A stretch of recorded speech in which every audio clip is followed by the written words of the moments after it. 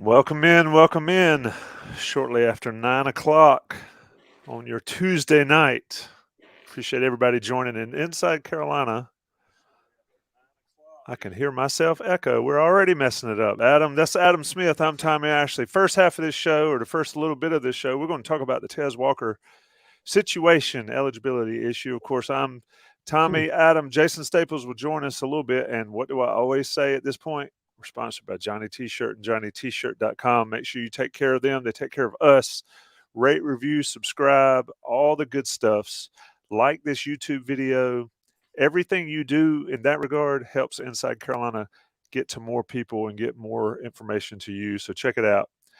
I bring in Adam Smith first, Adam, because quite frankly, what did you do today? I mean, I felt like, we're going to go and we're going to watch a little bit of practice. We're going to see the guys hit. We're going to see, what it looks like out of shorts and T-shirts. Going to get a little Gene Chizik action.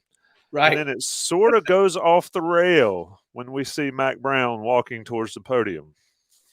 I mean, I had the thought today when I was coming back here to lovely Mebane, North Carolina from Chapel Hill that it's August the 8th. Like, good Lord. They've had 6 practices and here we are. Our heads are spinning. But it's interesting that you make that point, Tommy, because I think we were talking about it. I think that's what you first were kind of like, what's going on here? Because obviously the fine folks with UNC football and Jeremy Sharp, who coordinates the media stuff and helps us out with a ton of stuff, they set up a nice preseason schedule. You have it, I have it in our emails. We know who, the practices we're going to get to be at and the guys we're normally going to get to talk to. And today was supposed to be Gene Chizik Day, which I thought it was like, oh goody.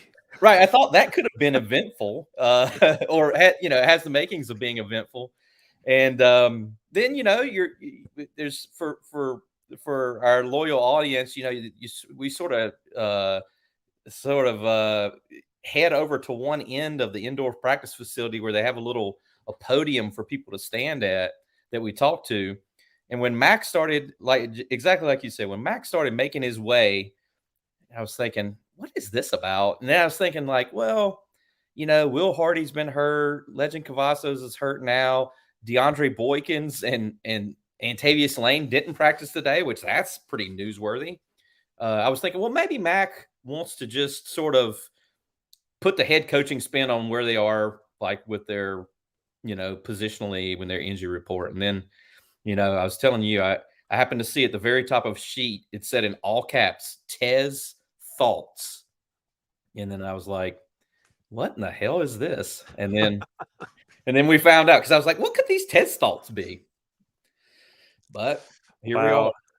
Yeah, here we are, of course, folks. If you're watching this, you've had to have heard Devontez Walker, North Carolina's preseason All-ACC wide receiver, with the expectations of that without having played a snap for North Carolina in his career, now ineligible or currently ineligible by the NCAA, transfer issues. Just as a recap, and Adam, if I misstate something, correct me, please. But I think the facts are important in this situation, and Mac certainly laid them out today. And if folks are watching this and haven't listened to Mac Brown and Lonnie Galloway as well, go check out those YouTubes. They're up at Inside Carolina, of course.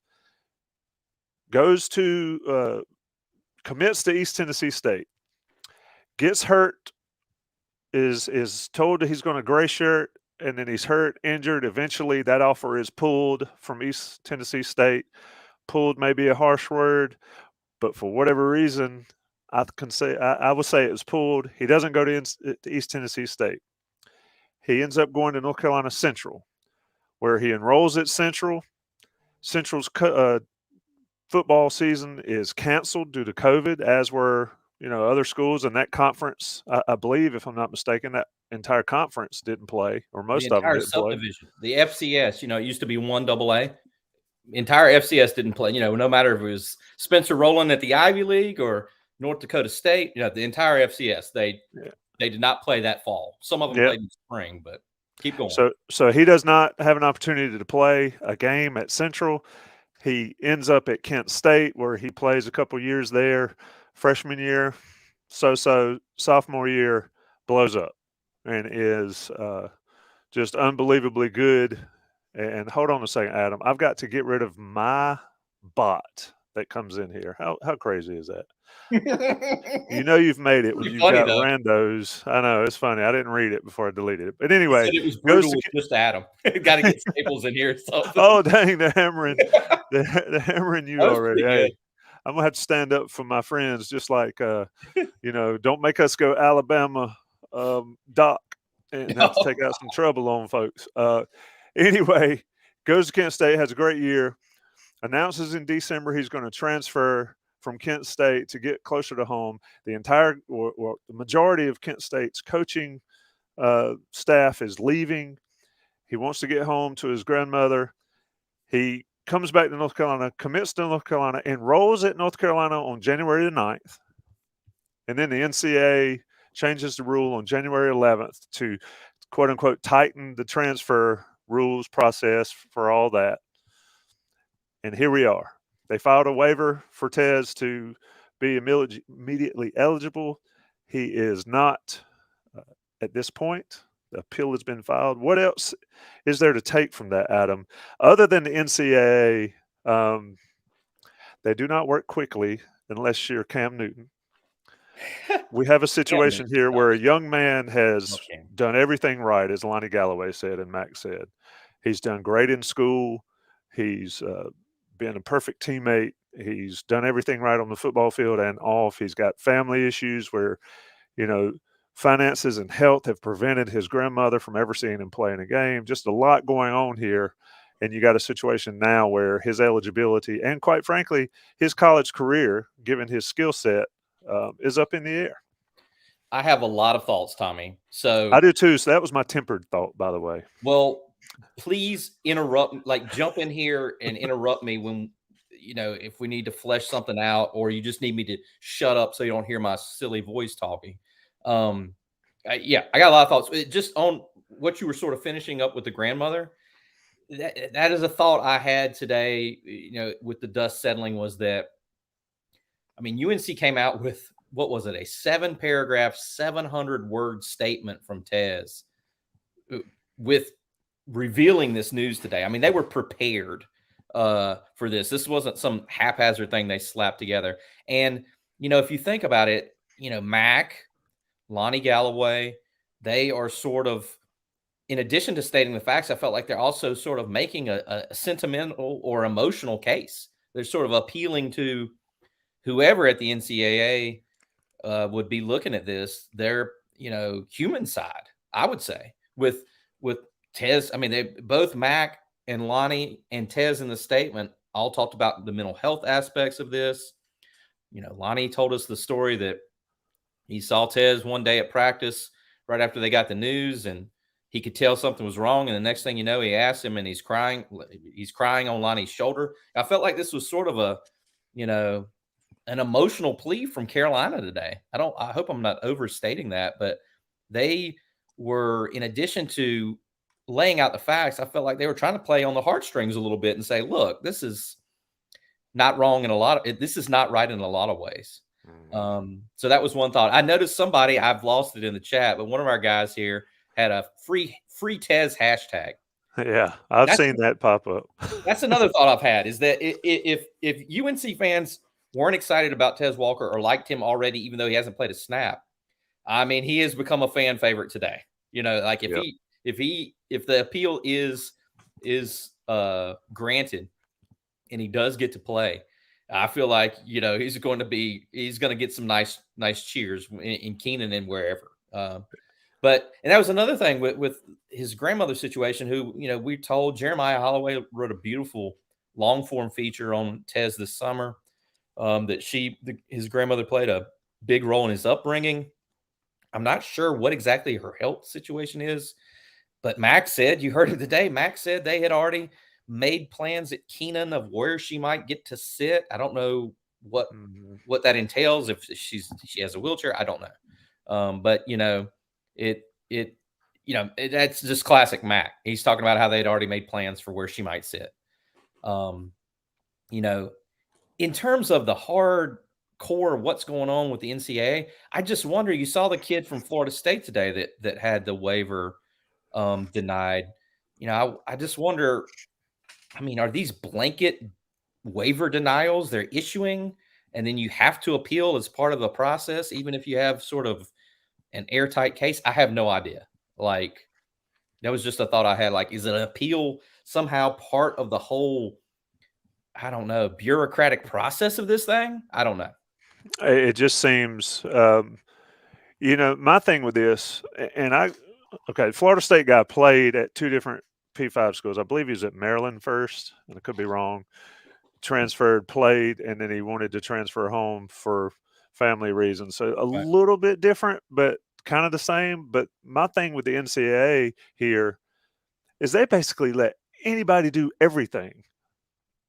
And now they want to come back. I mean, it's classic NCAA, right? Yeah, It's it is. we're going to let all the cows out of the barn for the country folks in here, and all the horses out of the barn and the cows out of the pasture.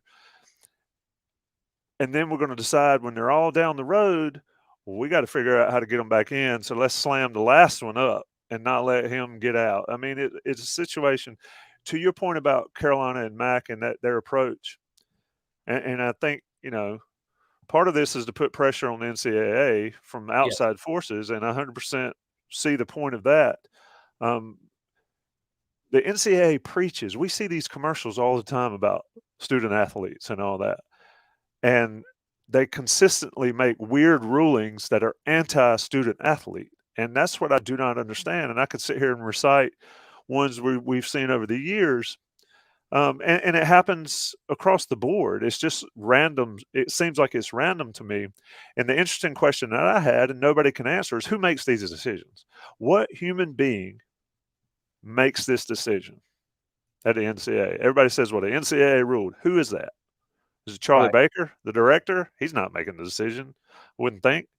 But you've got, a compliance office or a clearinghouse offense, whatever. But let me get back to the player side of it. Who is enforcing this? Who's the enforcement? Right. And that is what nobody seems to answer. That is the NCAA's problem. If there was somebody that put their final stamp on stuff that people could point at and either bitch at or congratulate, then I think it would be easier to deal with and to understand. But anyway, Cam Kelly, North Carolina, former North Carolina player. Auburn, transferred to Carolina, transferred to Virginia, correct? Correct. Transferred to Louisville. Yep. JT Daniels. Oh, my goodness. Southern Cal, Georgia. I can't remember which order, but one of those two. Southern Cal first, I believe. Or maybe West Virginia. One or the other. Did he start at Southern Cal, go to Georgia? Southern Cal, then Georgia, I think. And so then he ends up at West Virginia. Correct. Because I remember specifically watching West Virginia and Pittsburgh thinking, dang, it's the Southern Cal Bowl. We're watching Keaton Slovis from Pitt play against, and now he is at Rice. Yeah. Yes. And they're eligible. And we can say they graduated. I understand graduate transfers are different, but that's 4 schools. That's what, so, and you've seen the comments over here too. That's what, if you're just a fan, which we all are, we all are a fan of this sport.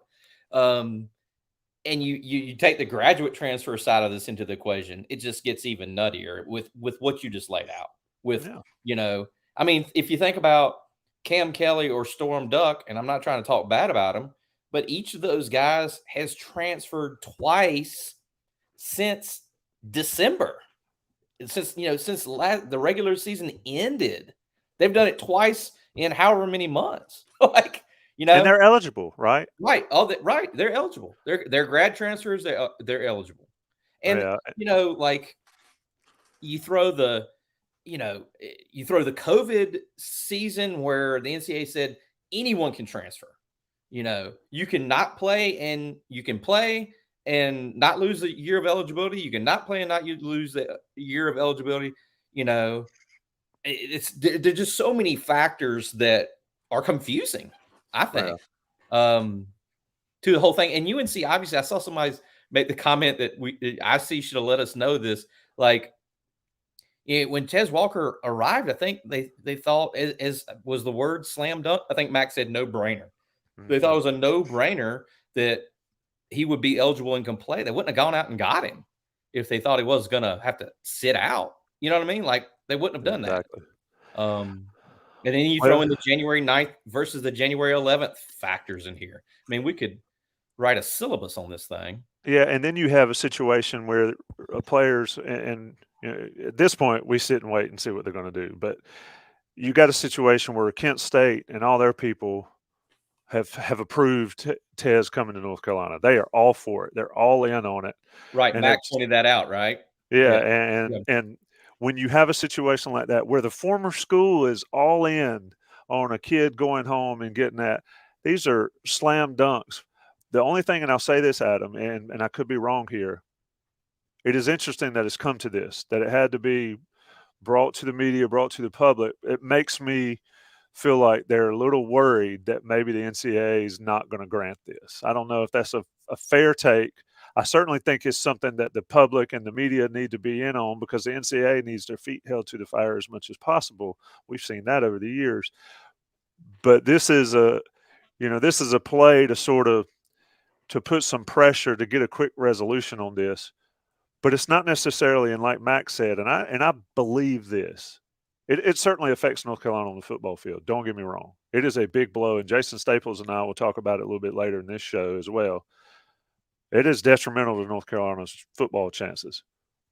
But this is about Tez Walker, like Max said, and anybody like him that has been through what they've been through over the last 3 or 4 years as not only a college football player or a student athlete, but young people in general. And it's time for the old folks, the grown folks in the room that I say all the time, to do something that makes some sense so the young generation, the young folks, can understand what they're supposed to do. Because Walker's done everything he's supposed to do. Lonnie Galloway talked about his grades. He wasn't the best student in high school, but he's busted his butt in college, and he's done well in school at 2 places now. What more do you ask for him to do as a person, as a student, as a young man? And they're all about the student athlete? I mean, come on.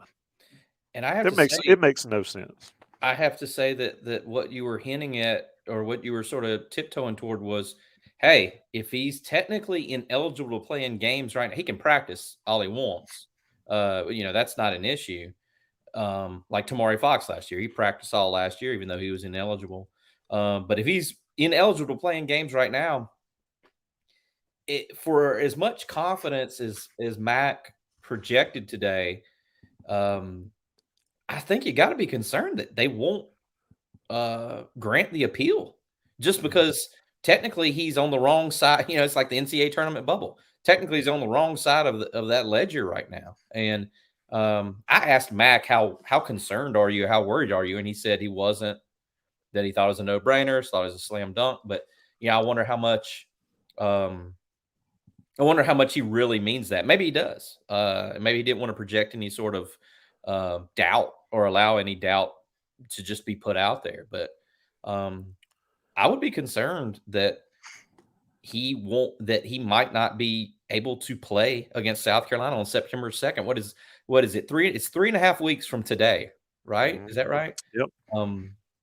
That they open the season. And it's a season with a lot of expectations attached to it.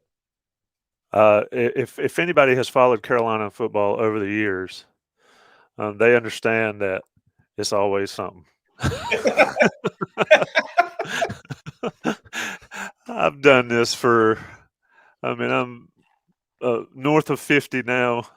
I've been doing this Inside Carolina stuff for north of 25.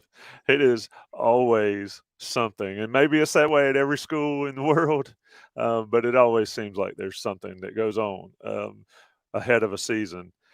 This one, injuries happen, things like that happen.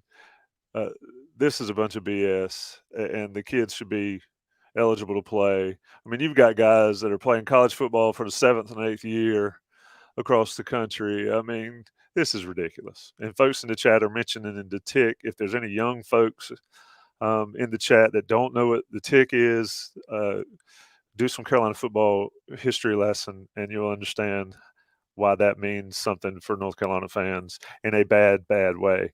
Adam, anything else on the Taz Walker deal before I let you get some rest? You have been on it today. Look, folks, I got to see, and I've seen it a lot, but I got to see Adam and Jeremiah and Michelle and Jim Hawkins and Jalen and Ben at their finest today, knocking out. You go into something thinking you're going to have this is going to be our lead. We're going to talk about the defense, and then Taz Walker pops up. I mean, at Inside Carolina, there's no off season. There's also no rhyme or reason sometimes with what you're going to have to cover. And dude, you killed it today, and it was fun to be a part of it and fun to cover practice and to see that stuff up close. Anything left on Walker or anything else? Total team effort. I mean, if you think about it, I would encourage everyone. I know all of our, listeners and readers go to InsideCarolina.com all the time, but I think we had 8 new content items today up, 7 or 8. I don't know if I counted right. It was at least 7. It was a lot. And Tommy, to salute you. We found out all this stuff as soon as Mac and Lonnie are done. Who's that doing a rapid reactions video? It's Tommy Ashley and Jeremiah Holloway and Jalen Harrell. I mean, I thought that was great. I mean, people are trying to get their thoughts together. You guys are making a video about what you just heard and listened to. And it's kind of funny is not the right word. It's kind of insane to think about. If you think about when we were going into practice this morning, we were like, well, will we find out if Cavazos is hurt or not? Because we had heard that he might have been hurt. Seems like a week ago. I know. It's like, wow, who is that? I mean, right. We were talking like, well, will we see 6 out there? Will we see 6 on defense? And oh my goodness. But yeah. Well, I have no way of knowing. I wonder when we will hear what the deal is, like when we will hear the results of the appeal. Will we hear it next week? Will it be game week? Could this thing go up to, are we going to be doing a Where's Waldo at Bank of America Stadium? I personally, out of my personal curiosity, I wonder how far this thing goes. When we find out, where we find out. If he's not granted the appeal, I think it's going to be crushing. Now, just as a housekeeping point, Mac told us today that if he is not allowed to play this season by the NCAA, he still can play for UNC. He just has to sit this year out. He has 2 years of eligibility remaining. So I don't know if that eats up a year of eligibility if he does have to sit out this year, or he sits out like you did. You remember in the 90s when you transferred to 80s and everyone had to sit out, when no one transferred. So I don't know the ramifications of all that. There's a lot. A guy with his skill set, I think he's straight to a trainer and straight to the combine NFL prep. Yeah. But we'll see how it shakes out. I know one thing, Adam and the rest of the Inside Carolina crew will be on it, so stay tuned for Inside Carolina's reporting on it. As soon as the news is out there, you'll hear it at IC, and usually at IC first and right. It's a big deal. Adam, am I hitting the X button to let Staples get in here? Is that what I'm doing? I will drop you out. I will remove you, and then you can hit the X button down at the bottom of the screen, and I'll bring Jason in here. But Adam, as I said earlier, appreciate it. Appreciate you taking time this evening, my friend. Yeah, Tommy. Always good. We'll see you soon. Yep. Laters. All right. That guy's really good at what he does. He is. First day I've really had a chance to hang out with him at all, and it was good. Yeah. And like I said, it's fascinating to watch. People don't understand. Everybody's seen the video of the duck, right? The duck is on the top of the water. He looks graceful. He's cool looking. And then they show underneath the water, and the feet are just going nuts. And that's how it is at Inside Carolina. And I'm not tooting too many horns because folks that are in this chat know. But if you're new to this stuff, you need to be on it and understand what you're getting is just not normal. It is above and beyond the coverage aspect for North Carolina football, North Carolina basketball, and North Carolina baseball I'll toot my own horn. We did a fair amount of baseball coverage last year. So anyway, Jason, let's get into it. The Legend Cavazos out for undetermined period of time, has to have surgery on a lower body injury. They had a couple other secondary guys dinged up. First day in pads, those days happen. Let's start off here as we move away from Taz Walker. First impression today, just like we did last week. You had a first impression. What was your first impression today as we got to see the half of the first day in practice, in pads for North Carolina practice? First impression is that it was refreshing to see them get after it the way they did in inside run period, and watch the offensive and defensive lines really try to play physical. I think you could see them trying to put emphasis on that in the way that they played today on both sides of the ball there. That's probably the first thing to take away is just, how many times in the offseason did I say, man, they need to spend a lot more time. There needs to be a focus on getting inside run period, put a couple tight ends on the field, and just get after it and let that defensive line and offensive line go after each other and learn to play physical football inside the box a little better. Well, they did that for a few periods today, and saw those guys get after it a little bit. Both sides had some things to clean up, and you'd still like to see more overall physicality from some spots, but there were some things that I took away from on that I think I think that was my first takeaway. Watching it, and I agree with you. Watching it is interesting to me, and you see guys go through individual drills or position group drills, and they have some success, and they look good for the most part. Now, we watched them on the sleds and doing all that, and some look better than others. But where it really hits the road is where they're up against each other, and it's always, is the defense great and offense stinks, or vice versa. But on these inside run drills, you get to see man on man what's going on, and watching that, your takeaway there. I think my biggest takeaway there, and this is a guy who I think will play a lot for North Carolina, and is simply a great kid or young man, but also has some limitations due to his size, is Willie Lampkin looked fabulous in the drills. He had some issues in inside run. He won some reps, but he got beat on some reps by guys like Miles Murphy. Just sort of speak to individually players on that offensive line you saw, and then conversely, we'll flip it and talk about the defense, because I thought there were some moments there as well.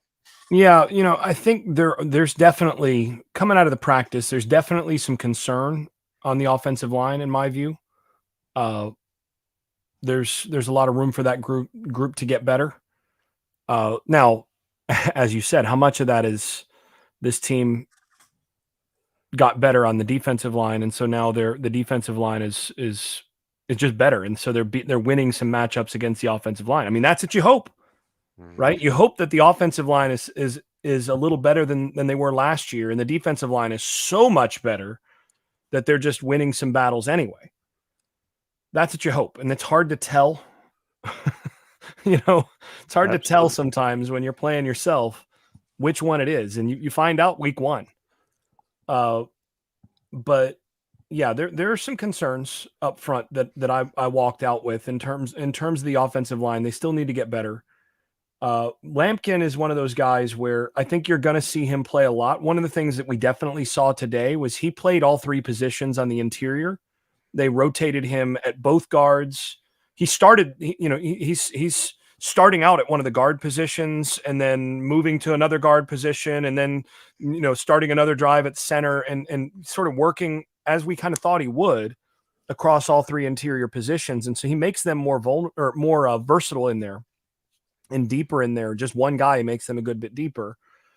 But like you said, he did a couple times have some trouble anchoring on some of the inside drills and the one-on-ones against a guy like Miles Murphy, who, one of the other takeaways that I had today was Murphy was more disruptive today than he was at any game last year. Yeah. So 100%. I thought, and again, you know, the question is, okay, well, what does that say about Carolina's guards? I mean, does that mean that you know, you got real problems there? The good thing about that is that I think we know how good, you know, we know where he sort of sits relative to the rest of the conference and the rest of the country with a guy who's, you know, what is he, 6th year? Ed Montelis, is he 6th year? Is he? Hell, I can't keep up. He's either Just like fifth we or were talking about. he's He's either, old. yeah, he's either 5th or 6th year, and he's played a lot of football. And so when Miles Murphy is handling him the way that, you know, he handled everybody on the inside at different points today, you feel good about that. This was a really good practice for Miles, in my opinion. Another guy that really flashed to me up front, and you know, this is going to get the board, all the Carolina fans who listen to this, all excited. Gregory Hall over on the left coast over there is going to be calling for a 36 sack NCAA record season after hearing this. But it was the best I've seen 10 look. It was the best I've seen Des Evans look.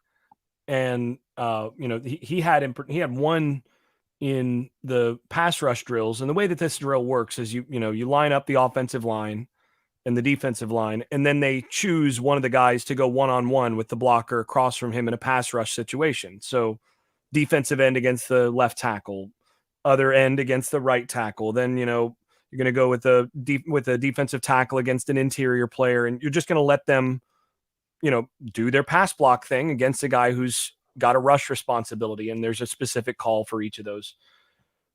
Evans put on a spin move that I've not seen him use. I've seen him use a spin move a couple times. I've never seen him do it that well. And, you know, came completely just scot-free, you know, on contact, just, you know, an automatic sack, although he's had some trouble finishing sacks in the past. There's an automatic sack with what he did. If he does that a couple times this year, you know, he's going to double his career sack numbers.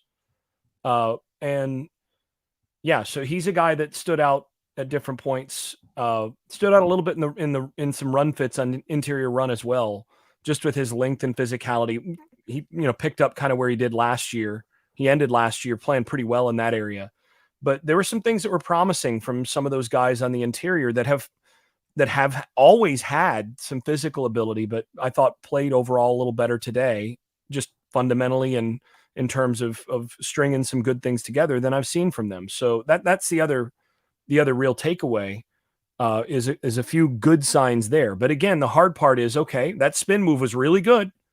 What happens if he's going against a all ACC offensive tackle? Is that actually going to come free there? Or is that guy just going to, you know, redirect him? We don't know. It is the nature of the beast in practices, preseason practices, is you don't truly know until 7:30 on September 2nd. But you're right. He certainly looked better, made some moves.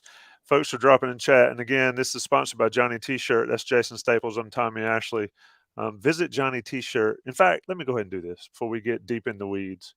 Johnny T-Shirt and JohnnyT-Shirt.com, sponsors of Inside Carolina and sponsors of you, the Inside Carolina Premium subscriber. If you're a premium subscriber, you get 10% off your order. Take care of them on Franklin Street. Go by there. Chapel Hill is fixing to be hopping. Next week, students move back. It's going to be wild on Franklin Street. A lot of people doing their shopping to get their young people some gear, getting their younger siblings gear, the parents gear. Do it at Johnny T-Shirt and JohnnyT-Shirt.com. Let the national guys pay the bills. It's reaction. An eventful day, to say the least, for North Carolina in the first day of pads. We'll be right back. All right, Jason, this is where I said you and I were standing out there watching practice, and I said all of this other stuff, talking about all the skill positions and all of this pretty stuff out here doesn't matter at all. It matters, but Carolina's season hinges right here in that offensive line and defensive line. So let's stay here and talk about that. We mentioned Miles Murphy. We mentioned Des Evans. We're going to talk about Travis Shaw and Zach Rice briefly, because I love that kind of stuff. We're going to talk about Tamari Fox. In fact, let's talk about Tamari Fox now. Yeah, he would have been the next guy on my list, because he did some things today that were really positive. One thing he did is he picked Marion Hampton up like a rag doll. And if he had slammed him, it would have been a team brawl. But anyway, just talk about what you saw from Fox as well, because I think he could be really good, maybe North Carolina's best defensive interior lineman. Tamari, we were talking earlier. Tamari looks like he just got done doing like 5 to 10 at the joint, man. Like he did work in that season where he was not able to play. I mean, he stacked muscle on that he's not had. I mean, you got to remember with Tamari, first of all, he's a really smart guy, right? We knew that coming in. We knew he was a really hardworking player, but he was always undersized, and he had to play right away as a true freshman because of a lack of depth. And one of the problems with interior guys when they play right away is it's really hard if you don't get that year early on to really build. Sometimes you get nicked up, it's hard to gain and step into some of the things later on in your career that you want if you have to start playing right away. And if you're undersized, sometimes you just end up staying undersized longer. Well, he got his red shirt year, right? And he came back and he does not look like the same body. And like you said, I mean, there was that one play where Hampton came right through and he's one-on-one with Hamp and just flat out picked him up and would have just suplexed him in a game, but just kind of put him down like, there you go, son. Run on back over there. And Hampton's not a small man, right? I mean, that's a powerful dude. So that stood out. Another one that stood out though was he was one-on-one with I think it was Adorno in pass block, and he put a little dip move on him on the interior where it was similar to the old ghost move, where if you're a little shorter on the interior you can do that, and I'm not sure Adorno touched him. Right. Which, I mean, again, is that bad news or is that good news? Right. That's the question. I mean, we don't know, but what I do know is if I'm coaching D-line, I feel real good about what I just saw, just in terms of how he did it, how he executed it with the footwork, dipping the shoulder underneath and avoiding the hands and being right at the spot where the quarterback's supposed to be. Like, that's a positive. Again, on the offensive side, for every positive the defense has, you go, I don't know about that. That's concerning at a guard spot where, there's some concern. So, yeah, he's a guy that again, he's one of those guys that flashed. I mean, that's 3 guys in the defensive line that I think flashed on the day. So, and we've talked about all season, and you said it when we were looking at him, there's the season. Well, half the battle is, if you can get good defensive line play, the trajectory for this season or the ceiling for this season goes up pretty significantly. It just takes so much pressure off everybody else, from the defensive backfield to the offense and all that. And John Thorpe in the chat say, shouldn't Hampton have made Fox miss? You're not making people miss in not tight, like that. Not in a home booth there, not an inside run. Yeah, I mean that it is man on man. There is no room to miss anybody. And that's the hole you're supposed, that's the spot you're supposed to cut back to. You got to go north right there. I mean, this is short yardage stuff, guys. Yep. You're not seeing backs at any level making a defensive tackle miss in the A gap on short yardage, on 3rd and 1. That's not happening very often. The best you get is that guy is able to lower his shoulder and kind of get a deflecting, run inside and maybe break a little bit of an arm tackle or something. But generally speaking, a back is going to lose that battle if there's a defensive tackle is just standing there. Yeah. And Tyler said, was Fox primarily at 0 technique or 3 technique? What'd you see? A little bit of both. Yeah, I think they're moving guys around to find, mostly at 0 from what I saw, but he played around. Yeah. So the defense. All right, let's talk about briefly. So they had this inside run drill going on, and Travis Shaw was matched up against Zach Rice, and we've banged on Zach Rice a little bit on these shows. Well, you're talking about the little squaring up. That was in the pass rush. Yeah. Yeah, that was the pass rush deal, and they got tangled and they were pushing and fighting and got way back in end zone. And Zach took a swing at him, and Shaw kindly reciprocated, and they sort of had to be separated. And I thought to myself, these are the two North Carolina 5-stars that we talk about all the time that they need to get going. And here we are, and they're face to face. I enjoy seeing that kind of stuff, Jason. And I know that, you don't want your team hating each other and fighting each other, but the feistiness between the offense and the defense, not just at that position, but, on the outside with, the corners and the receivers and all. I like seeing that, especially this time of year. What'd you think? Yeah, I mean, so coaches all over the world, all over the NCAA, Division I, high school, whatever, will tell their team, well, I don't want you all fighting. And coaches all over the country are at least a little bit lying. Because they're in the back room going, did you see that? Boy, yeah, because what you want is guys that are passionate enough where it's just about to spill over all the time. And, every so often it just spills over a little bit. And, a couple guys get chippy, they're able to be separated. They shake hands afterwards, good stuff, man. Good stuff. All right. Later on in the locker room, they're good. That's what you want.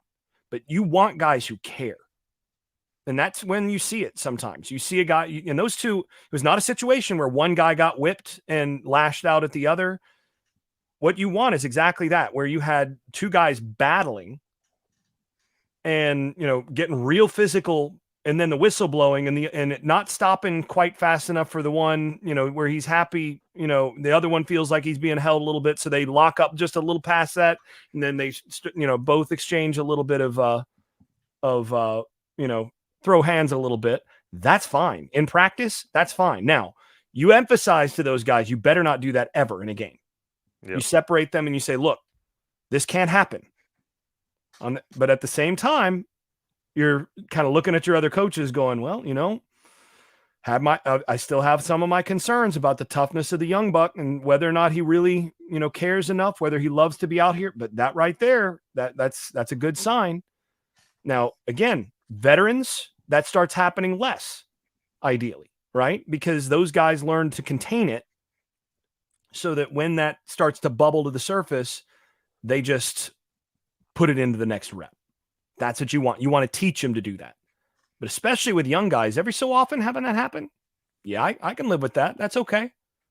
That's football. That's part of being physical and caring. That's okay. Yeah, you got to put it out there that I'm here. This is what we're going to do. If you want to go, we'll go. And like I said, I like seeing it. People are talking about, that's the dog that we always talk about. Hey, they need to be feisty. They need to have that, especially on that defensive line and the offensive line, because those dudes are nasty. The best ones are nasty. And so we saw that from Zach Rice and Travis Shaw. Anything else, defensive line, offensive line? Somebody mentioned, and we talked about Diego Pounds. I think Diego Pounds could legitimately be the left tackle at some point in the season. I don't know if that's a reach. I think that's a little early. It's a bit of a reach. He's got a ways to go, but I thought he showed enough today that I was pleased with what I saw in terms of him being able to hold his water when he was matched up against some guys. I was satisfied with that. Is he, did he still look like a backup to me? Yes. Is he ready to take that job and run? I don't think so. But he looked like a guy who's going to be ready and is going to be a good player at some point. Whether that's, at some point this year, there's a lot of room to improve during camp. Or whether that's, being ready for next year or mid-year sometime. I don't know. But to me, he's showing some signs of being a guy that they can start to consider as getting closer. The other guy, by the way, that stood out both in pass rush, he's the one guy that went back and forth. He did pass rush first and then ran out and did pass skill, was Amari Gaynor. Now, I already, I've spent a lot of time on Amari in the past. I've already told y'all, he's going to be pretty good. But I know we talked about him a little bit afterwards as well.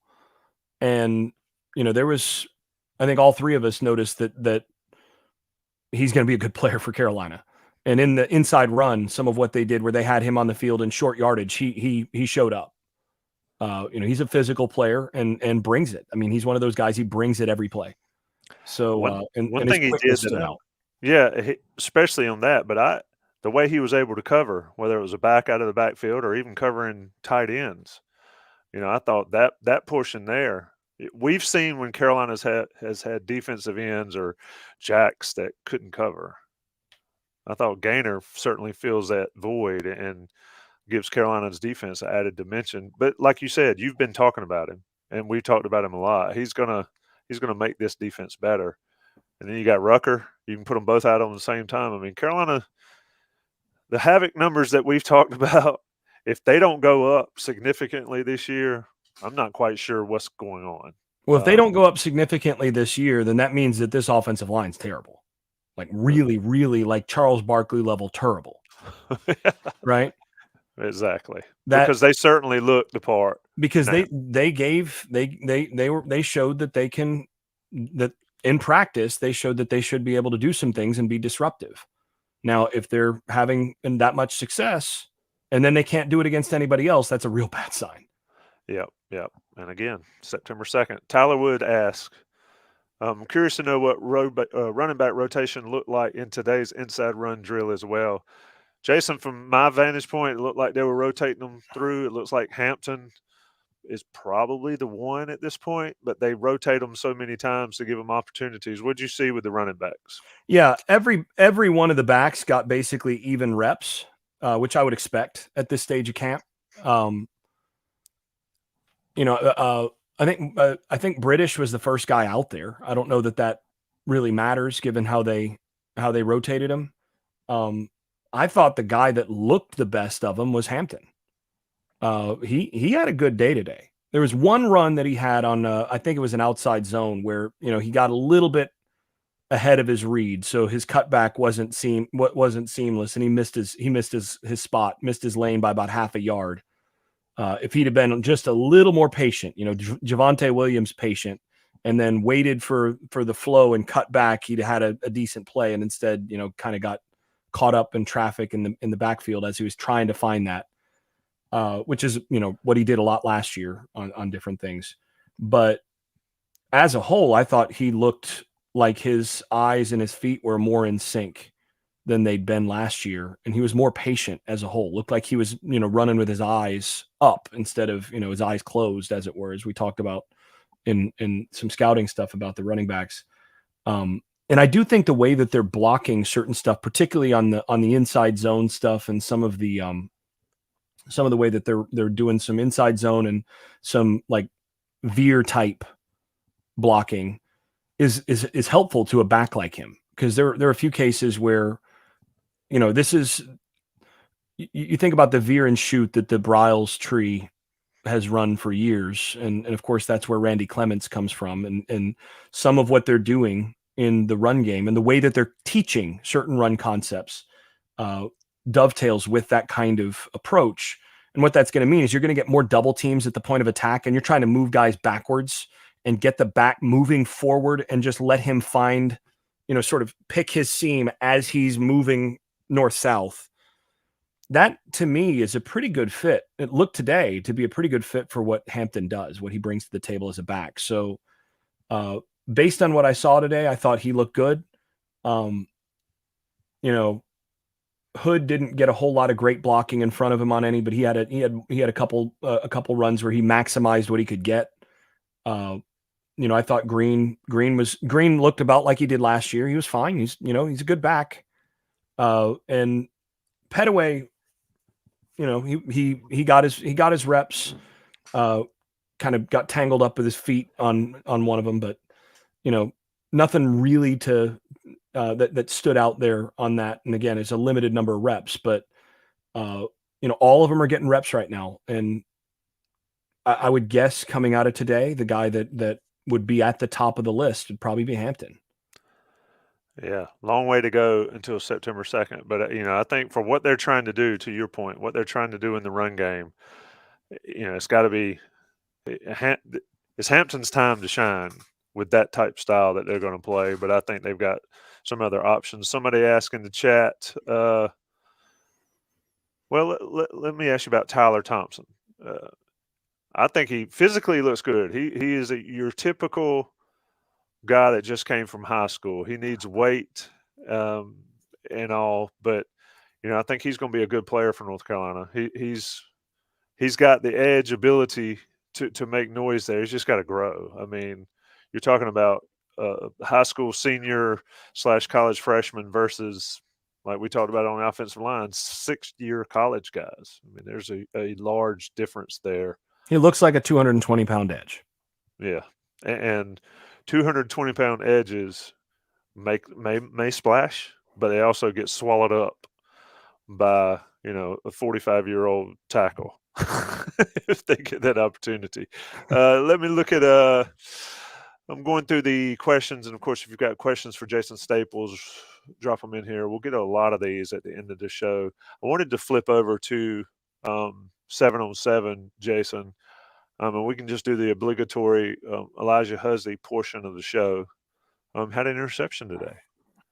He said in his interview yesterday after practice, or earlier in the week after practice, that playing against a guy like Drake, he's so good and he's always on point. You got to pick your opportunities and you got to make the play when your opportunity comes.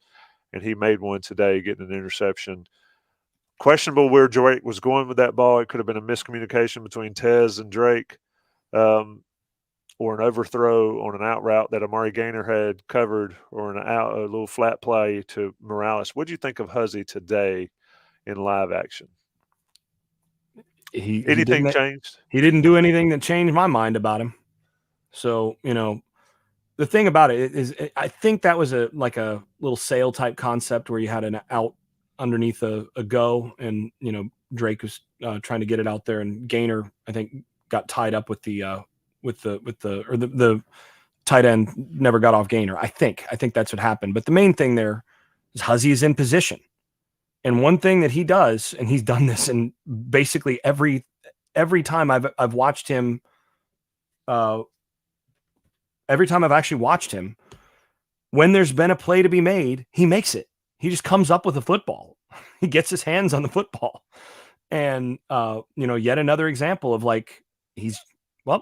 there that guy is in the right spot. Wow, he's really lucky all the time and just happens to catch it every time.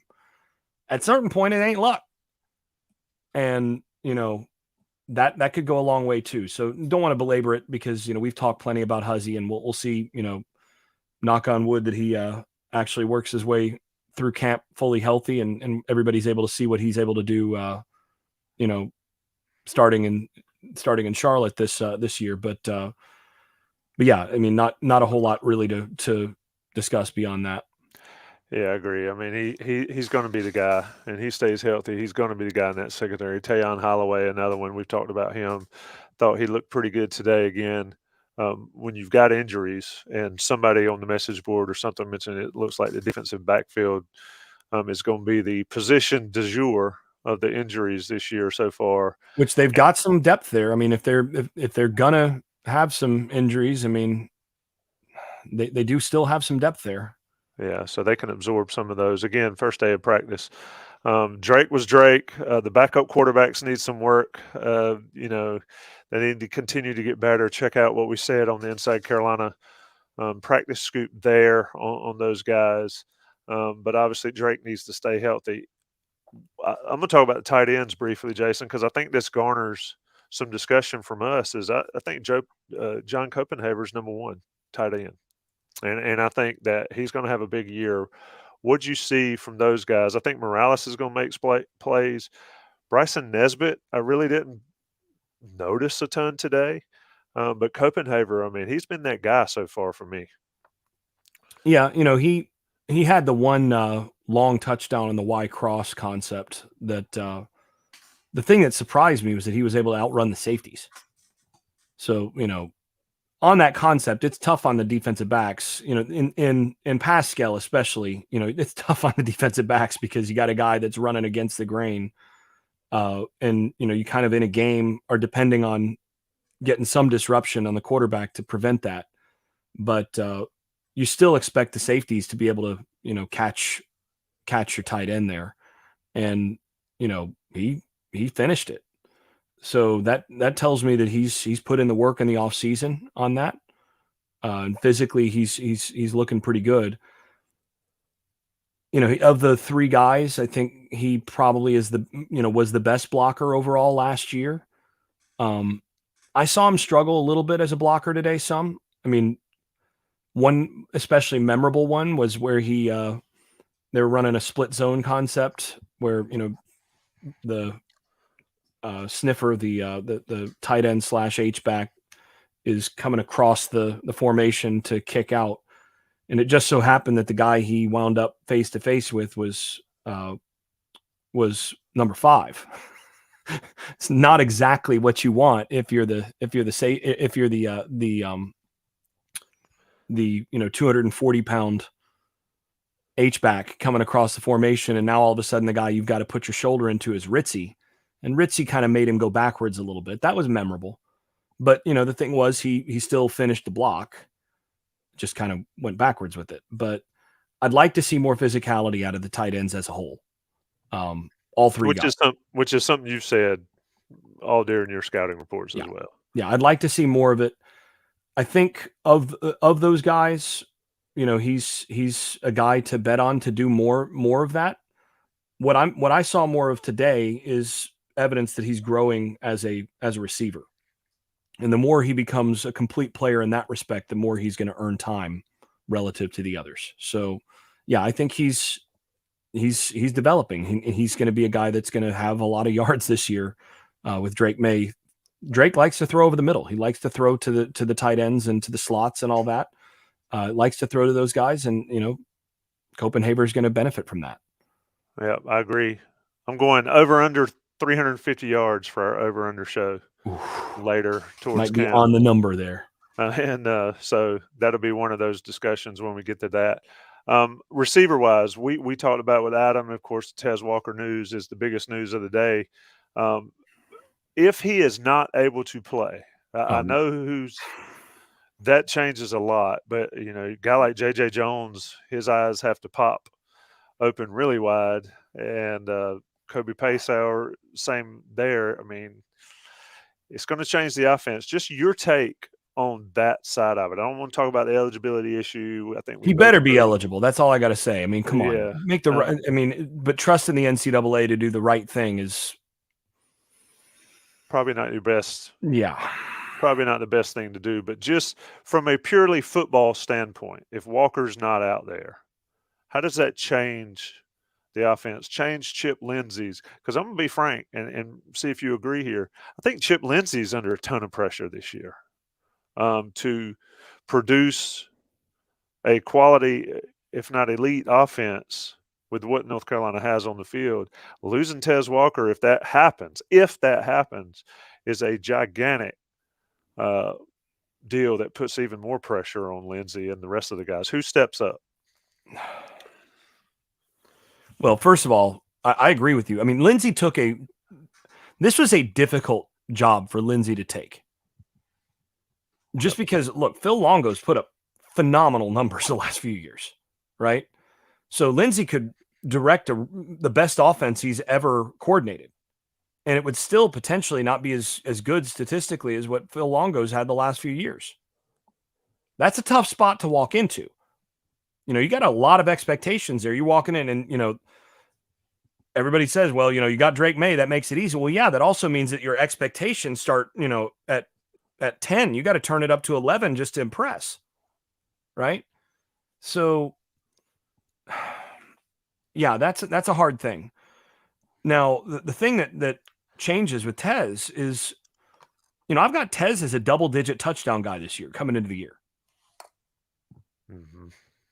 And most of those on vertical routes or the kind of like, you know, tunnel screen type thing where you just get the guy the ball or you just throw it up and he just scores. He just changes the numbers on the scoreboard for you.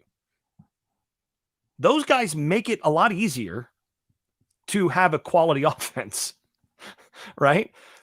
If you've got a guy where when you just throw it up, you know that, let's say you throw 4 deep balls his way over the course of a game, you know one of those 4 is going to the house. Well, geez, throw him 8, right? So that's what changes, is that you're not just talking about a guy that goes up and makes a catch for, a 25-yard gain. You're talking about a guy that runs and hides because nobody catches him. That changes your offense. And that changes your offense too, because defenses start to tilt their coverages. They start to play different fronts. They start to do things differently to protect against that. They know that, okay, that guy can't run with that guy, so we've got to keep this guy over top, and we're going to rotate down there. Now you got single coverage over here. Yeah. And now that guy's wide open a bunch, right? Or now the guy in the slot, now McCollum has a one-on-one because they're worried about getting beat over the top with him. Now McCollum can go on a inside vertical from the slot, and he's got a one-on-one with a slot corner. Good luck. Right? That's the sort of thing that a Taz Walker allows you to do. He changes your offense. And all you have to do is look at Clemson the last few years. We've talked about this, right? What did we talk about a couple of years ago? The difference, we all talked about what's the difference really between Clemson and North Carolina. Well, okay, up front, we talked about that. But the other thing that Clemson has always had is they've always had that dude outside. The 6'4" guy that can fly. Right. Mike Williams, T. Higgins, that whole group of guys, Nuke, Sammy, all those guys, right? They've got that dude out there that you can't single cover. And if you single cover Sammy Watkins, well, that's on you. That's just a bad decision, right? So that's the thing. And how did Clemson, with less overall talent, beat Alabama twice for national titles? Alabama's corners couldn't cover their outside wide receivers. And when in doubt, they just threw it up to those guys and they scored. And then Alabama started doubling them, and all of a sudden you had their little slot receivers just making Nick Saban bite through his own teeth. And then they double that guy, and then Deshaun takes off, right? Or, Trevor takes off. So that's what those outside dudes who can make those big plays in the vertical game, that's how they change the game for you. And Tez is that. And I don't think they have another one quite. I mean, they definitely don't have another one quite like that on this team. They've got other good quality receivers, but nobody else that's running like that at that size. And, with that kind of just run and hide speed. I mean, go back to the Baylor teams, right? They always had a couple guys where they're going to line them up way out wide with those wide splits. You single cover him and he's just going to run vertical, and they're just going to throw it. And it's like, well, they're playing PlayStation. That's cheating. Yeah, right? Exactly. Well, that's what that guy gives you. So that's what makes it hard. If he doesn't play, first of all, it's a travesty, and it's unjust to the young man because he transferred under one rule and then they changed it after that. And to me, it is wrong to change the rules on someone after they've actually started playing the game. You play by the rules as they were when you started the game. That's the rule. That's how it should always be. So all things otherwise, that's where I come down on this. But if he's not able to play, then you're going to need to get some big plays out of the other guys. And, I think that means, you mentioned JJ. JJ's going to play. He's going to play as an outside receiver. He's probably right now in the starting slot on the outside opposite where Tez was. Now it's really Green and Paysor that have to be that guy on the outside. Like the guy that would have to step up the most probably be Green, because he's that bigger guy with, sort of a dynamic sort of downfield capacity. And, you'd like to see Gavin Blackwell. Blackwell's probably the next fastest wide receiver. He'd have to step in and do some things, but really Blackwell, Green, and Paysor would have to each up their game so much more because and create big plays, because Tez wouldn't be out there to do that. And it would be harder because, when those guys are out there with Tez, they're all getting single coverage. So, yeah, very much more difficult situation. Yeah. Imagine a situation that Nate McCollum is single covered by a slot corner over and over for this North Carolina With offense. Drake May throwing to him. Yeah. I mean, you're talking about money. You mentioned PlayStation and money plays. That's one. And so that is, from a purely football standpoint, it's a big deal for this offense, a big deal for Carolina. But like we talked about earlier, it's a huge deal for the person that Taz Walker is and his family and all that. So we'll see how it shakes out. Talking to Jason Staples here, live reaction, day one in pads. We're longer than an hour, but we might have to go a little bit longer because I've got some questions for you, and I'm going to. We can rapid fire these. Yeah, we can rapid fire. John Thorpe's been pretty active in the chat. Appreciate you joining. Will Shaw take Hester's spot before the end of the season? And that's a long time to ask, but I think Travis Shaw still, from what I've seen, is a 25-30 snap guy max. And I don't know if that's quote-unquote starter reps. It could be if North Carolina can get a massive rotation going on in there. What do you think about that, Jason? Well, I first of all, I agree with what you just said, that I think he's a guy that you get, 25, 30 reps out of. If you can get 25, 30 good reps out of him, you feel great. And whether that's starting or not is less relevant.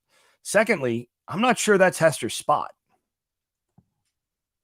because Tamari Fox may well be that spot, take that spot, right? It may be Tamari Fox's spot with Hester as the backup, and then Shaw trying to get reps from those guys, both of them. Don't forget Fox. And of those three, so far, Fox has been the best one to my eye. So, it's a good problem to have. You'd like those three guys to each be taking, 25, 30 snaps, between, let's say one guy takes 30, the other two guys take 20, 25. That's kind of your ideal, because then they can lay it all out there for 3-4 plays at a time and then run to the sideline and the other guy comes on and he's fresh. That's what you want. And I think we'll probably see a good bit of that this year. And John, your other question was, will Shaw be starting before the bye week? That's sort of your answer there. Tamari Fox will have something to say about that. Any chance, let's go here, AR, any chance a freshman can step up in the secondary? Caleb Cost. I don't know if it's Cost. If I had to pick a freshman that's a starter in the secondary, it'd be Tayon Holloway. And he's a red shirt, yeah. And he's a red shirt. Cost was beat badly on the Nate McCollum drop today. Nate dropped a pass. It was probably the most surprising thing of practice until the Taz Walker news came out. What your overall thoughts here on the secondary as a whole, Jason? I think Don Chapman's a pretty good player. He'll be a safety. I think Derek Allen was playing a lot of safety today with guys out. Elijah Huzzy's 100% not coming off the field, unless there's an emergency of some sort. What do you think about the other positions out there? To me, I think as of right now, I think the secondary is pretty well accounted for at the three corners. I think you got Huzzy, you got 29, you got Marcus Allen as the two main corners. When they're in a two-corner situation, it's those two guys, and then you have the bigger star, maybe Boykins in there as the bigger star, whenever he's healthy. And then when you move Huzzy inside, and I think they're going to do that a good bit this year, the third corner is Tayon Holloway. He's a guy I didn't even scout before this year. Watching him through 2 days that we've been able to observe practice, he's definitely the next corner. He's played really, really well. He's impressed me. He would be the next guy. So those are your three corners. After that, you probably have Armani Chapman as the fourth corner. Who looked better today. He did look better. He looked better than he has at any point. And again, he was hurt in the spring, all that. So, he's not as fast as the other three, but you can see the experience. He does not make a whole lot of mistakes. Yeah. So, you have to beat him. And that's a good thing. And then, like you said, the safeties, you got returners, you got returning starters, you got Chapman. And I know, he's not a inside Carolina favorite among fans, but he was better last year than a lot of people think. And then, I think 27, I think Gio Biggers, he's the odds-on favorite to hold on to that spot. And, he played basically the entire year last year banged up. And, if he's healthy, I think he's a different player. He was a better player 2 years ago than he was last year. And I think a lot of that had to do with health. So those two are going to be, I think right now are slated to be your starters. And then the third guy at safety, I think is Derek Allen. And he's got a chance to contend to try to take some reps and take one of those spots from one of the other two. But I think right now he's still a little behind those guys. Yeah, and then you have Will Hardy and Stick Lane out there as well. I mean, yeah, we have done these podcasts over the years where we would talk about the starters and maybe one other guy, and that was basically it across the board. And now Carolina has some depth at some key positions. A couple more chats. Jeffrey Polly asked about injuries. There's not a whole lot of talk about injuries. Cavazos' injury is significant. How significant, we'll find out. How long he'll be out. Guys have been dinged up, just normal stuff, but Cavazos would be the most serious of the bunch. RJ Grigsby, a backup offensive lineman, has missed some time in practice. So that one's covered there. Couple questions about Taz's waiver situation, and you would think he wins that appeal, but who knows with the NCAA? I think we all agree with that. Vince Edwards says if the appeal is denied, is this a situation where Carolina gets a lawyer involved? Well, I'm from a family of lawyers, so I'm not one of those anti-lawyer people, but when lawyers involved, things usually take a while, and I could see a situation where Taz is cleared the day before the ACC championship game. And I only jest, but that's how the NCAA rolls. Tyler Woods. Tyler Woods. My ideal OL is Diego Pound showing enough to win the LT spot so they can move Barnes back to one of the guard spots. I think that could be ideal, but to Jason's point earlier, don't think Diego's really ready for that at this point. He does look good, and he's a hilarious young man. Eric Russ says, if Tez is out, who's under most pressure to fill the void? We talked about that a little bit. J.J. Jones, Paysor, Andre Green. We've heard about him forever. I think it puts Andre Green maybe the most pressure on him to step up more. Yeah, I agree with that. How much 13 personnel did you see? I don't know that we've seen any 13 personnel. An inside run? You didn't see any? Well, I'm talking about, I guess we saw it there, but how much do you think they'll see during the season? Look, realistically, how much would they run that?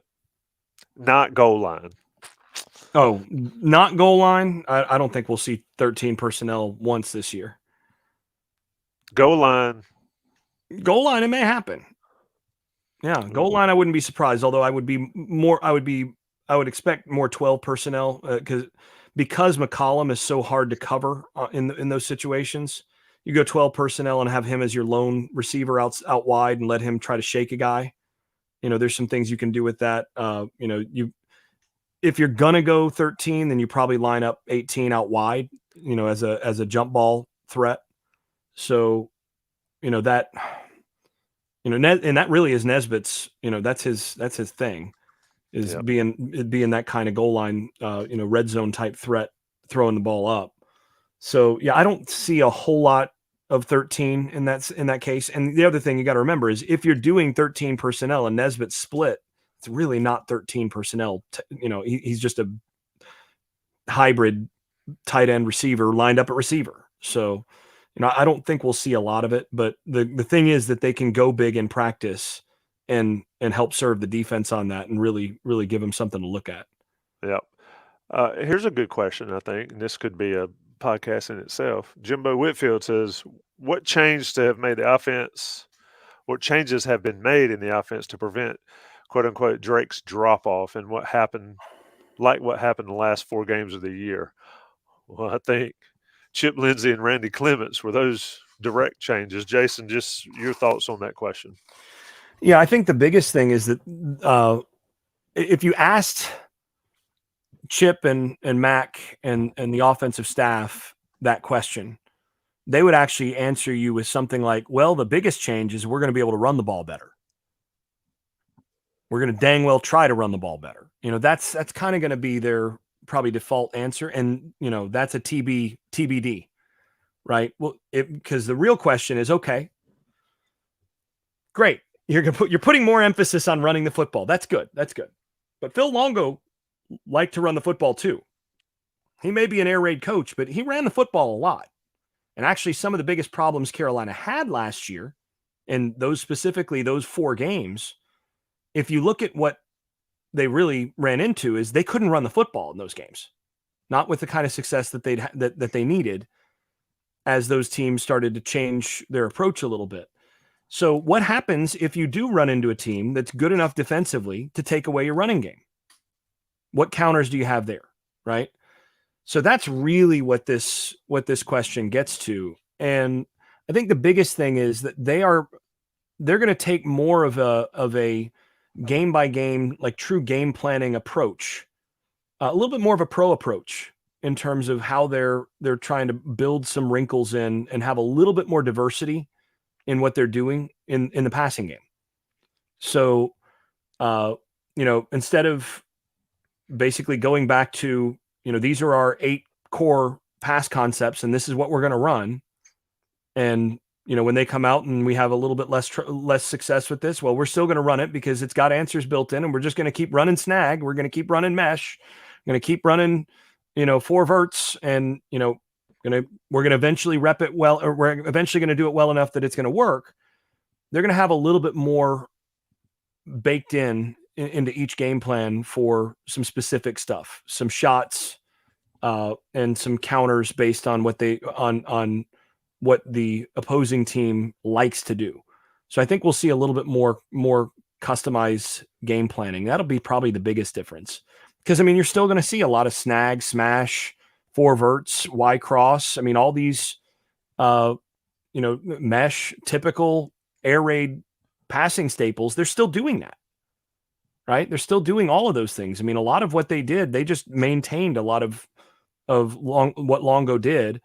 The biggest thing is that they're supplementing that with a few things that they think are good counters for when teams try to take away some of what they did. And I'm certainly not going to get into details of what some of those counters might be in a preseason podcast before they do them. This will be the sort of thing that we might cover in a, week of, after the fact, post-mortem, here's what they did to counter, and here's why it worked or didn't work, film session.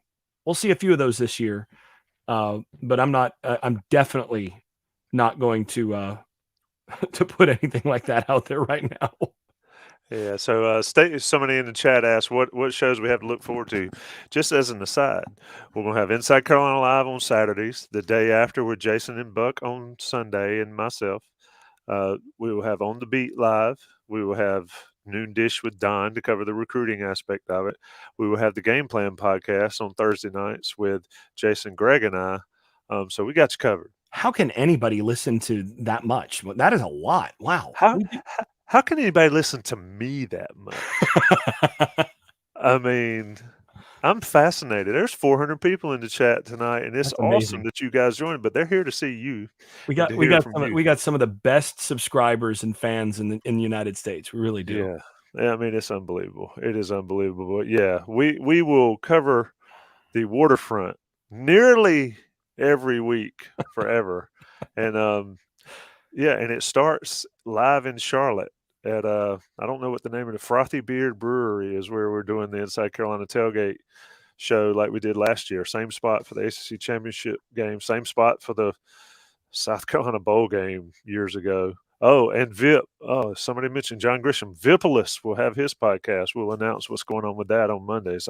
Just so if you love it, you're going to have plenty of it. Your addiction will be filled by Inside Carolina. You will not be saying, let me get some of them Inside Carolina podcasts, because they will be handy every week. So let's rapid fire these last few. All right. Yep. Let's do. How did DJ Jones look today in Paz? To be honest with you, I didn't really notice him other than in the kick. Did I see him? Yeah, he was back there returning kicks. Sort of dovetails into the other question. Thoughts on who's going to be primary punt and kick returners? I think McCollum will be involved in both. Jason, we were talking about the returners. What'd you see out there? There was a lot of guys working out at kickoff return, especially. Yeah, I think McCollum is probably he's the odds-on guy for punt return. Huzzy's another guy that if they need a guy to go out and catch a punt and fair catch, he catches it so well. And we saw him catching punts out there the other day, and he did it so easily. It's like, well, there's your fair catch punt guy. If you really need to make sure somebody's going to catch it. But I think McCollum is the odds-on guy there. He's going to almost certainly return kicks as well. And then we saw basically all the backs that you'd think.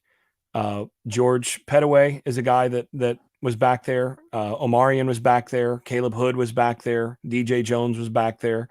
All those guys took reps at it.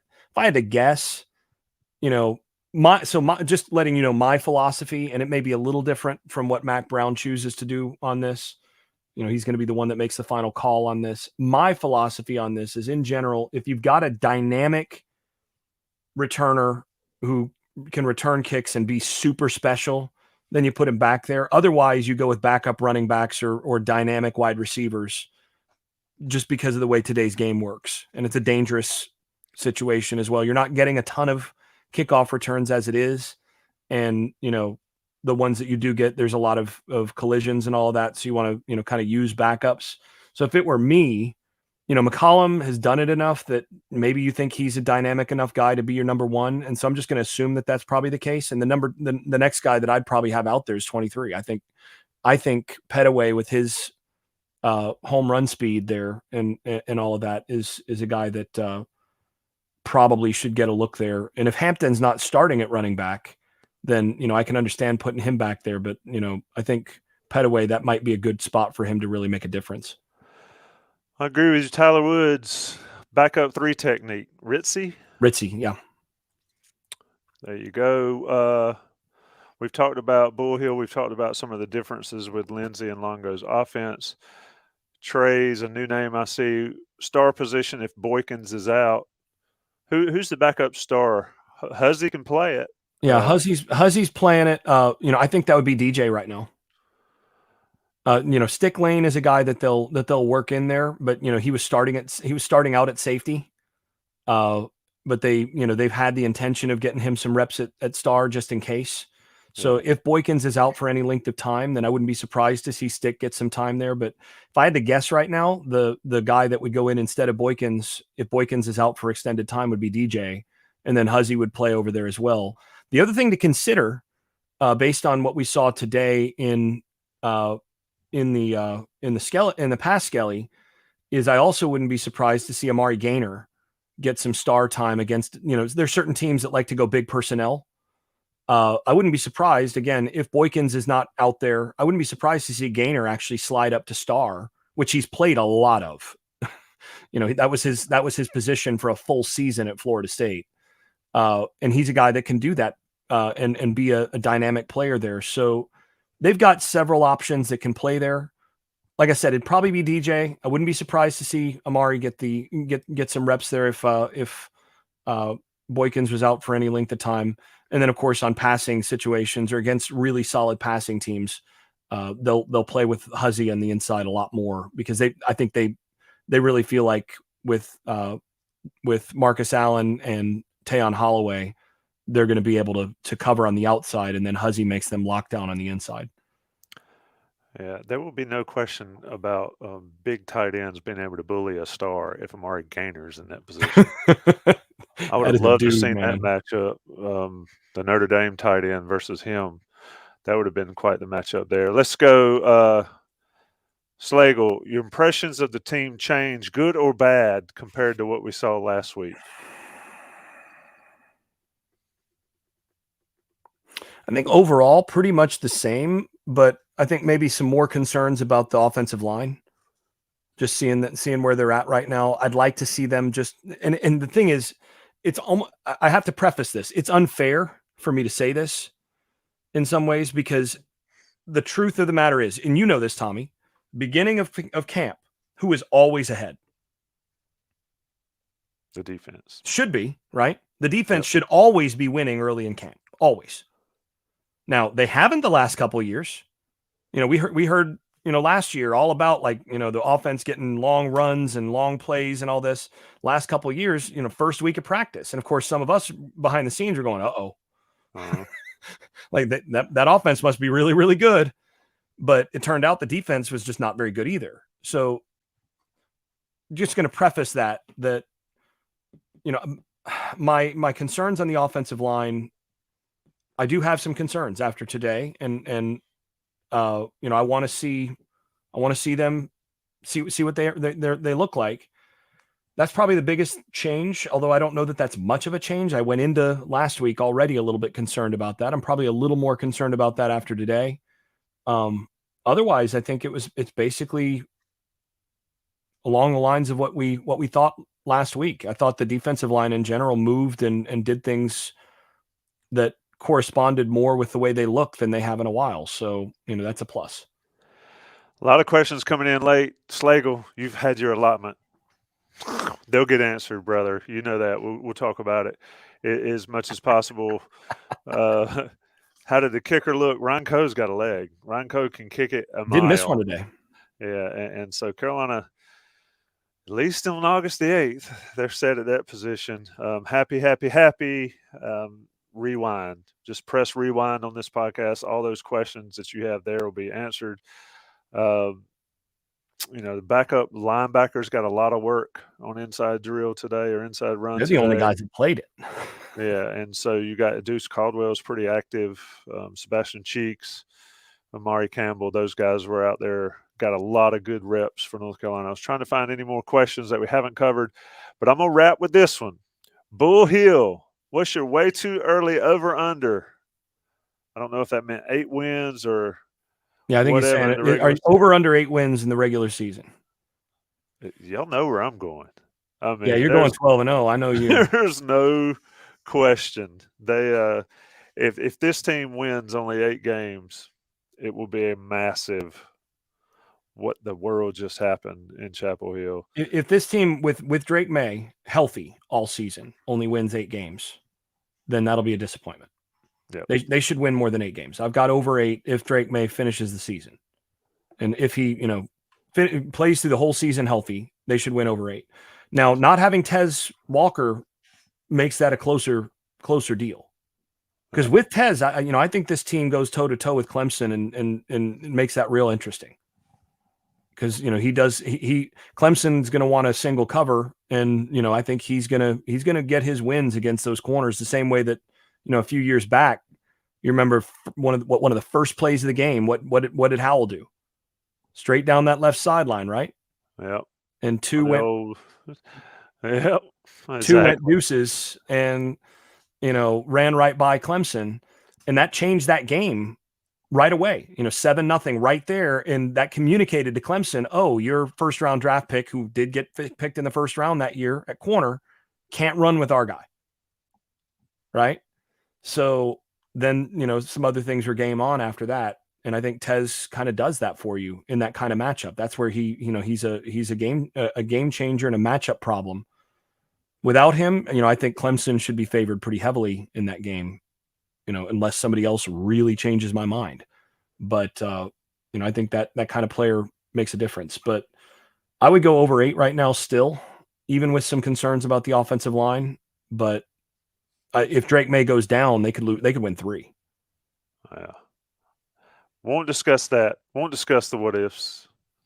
We're only going to discuss facts, but we will do it on the Over Under podcast. Should be fun. Shout out to folks in the chat. It's been close to 350, 400 of y'all in here.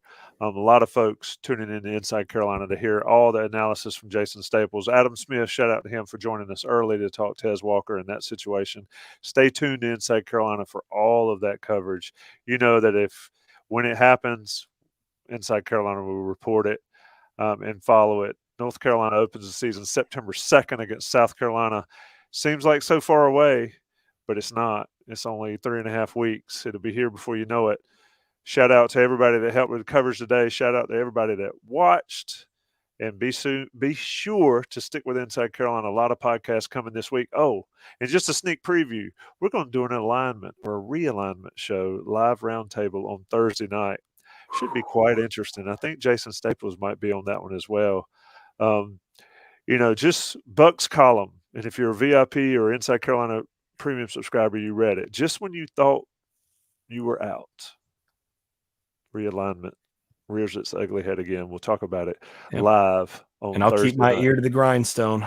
It will be quite the spirited contest between talking heads on Thursday night.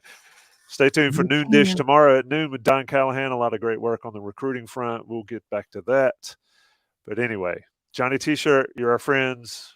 You're their friends. They support you. We support you. Jason, as always, my friend. Retainer.